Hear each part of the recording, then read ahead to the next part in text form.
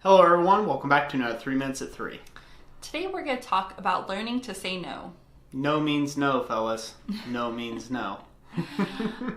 So, more specifically where we're going with this, on this one, learning to say no, is that as a business person and as you become more well-known and your business grows, you will find there will be more and more demands on your time where that it wouldn't be possible for you to be involved in every single thing.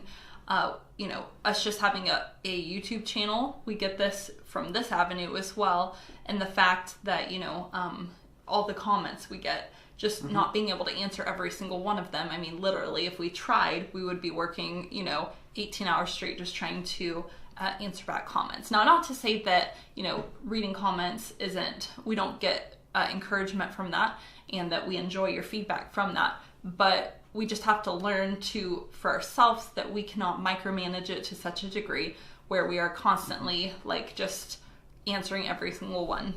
Yeah, and that's one version of saying no. Another version is saying no to work.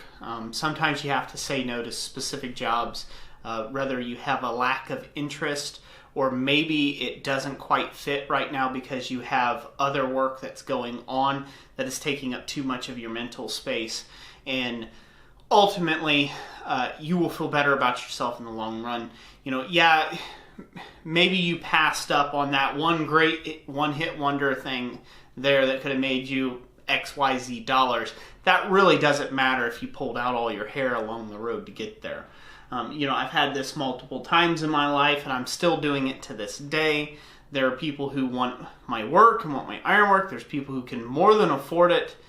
It's just what they have interest in, I have no interest in, and I just have to say no. Mm-hmm. And that grinds some people the wrong way, but ultimately, it is my responsibility to God first, Jessica second, then my kids, third, and then all of the rest of the people, like extended family fourth, and then you guys, mm-hmm. and then customers and things like that. That's all.